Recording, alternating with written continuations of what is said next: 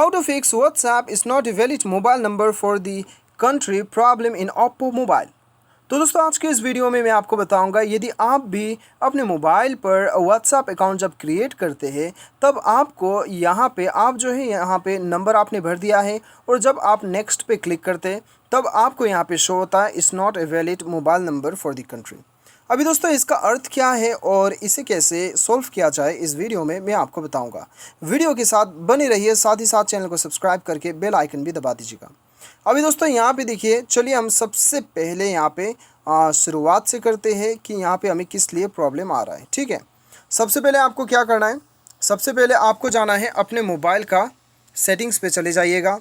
Settings पे चले जाइए और सेटिंग्स पे जाने के बाद में एकदम नीचे आपको ऐप मैनेजमेंट शो होगा या फिर इंस्टॉल्ड ऐप्स के नाम से शो होगा या फिर ऐप्स के नाम से शो करेगा। ठीक है, उसके बाद में दोस्तों आपको यहाँ पे क्या करना है, यहाँ पे आपको ढूंढना है, यहाँ पे आपको ढूंढना है व्हाट्सएप ढूंढ लीजिए, उसके ऊपर क्लिक कीजिए और यहाँ पे स्टोरेज यूसेज में चले जाइए, क्लियर डाटा में क्लिक करके इसे क्लियर कर दीजिए।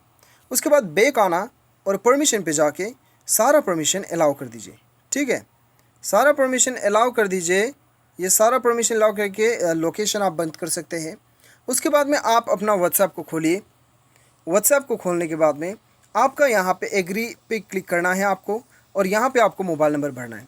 अभी देखिए दोस्तों क्या होता है कि आप जो है अपना मोबाइल में क्या है कि यदि आपका जो कंट्री है वो कंट्री यहाँ पे आपने गलत शो करके रखा है, यहाँ पे गलत आप सेलेक्ट करके रखा है, तब आपको सपोज़ कि पकड़ लीजिए मैंने पाकिस्तान का सेलेक्ट किया और यहाँ पे मैंने मोबाइल नंबर इंडिया का भर दिया, तो मैं ये नेक्स्ट करूँगा तब मुझे यहाँ पे ये एरर शो होगा, it's not a valid mobile number. ठीक है, तो इसलिए आपको यहाँ पे क्या करना है, ये जो आपका प्लस बटन है इसे आपको यहाँ पे आपको आपका कंट्री कोड क्या है, यहाँ पे कॉल आ गया था सॉरी, यहाँ पे आपका कंट्री कोड क्या है वो आपको यहाँ पे भरना है और यहाँ पे आपको अपना मोबाइल नंबर भरना है। कंट्री कोड आप गूगल कर सकते हैं या फिर यहाँ से अपना कंट्री सेलेक्ट कर सकते हैं।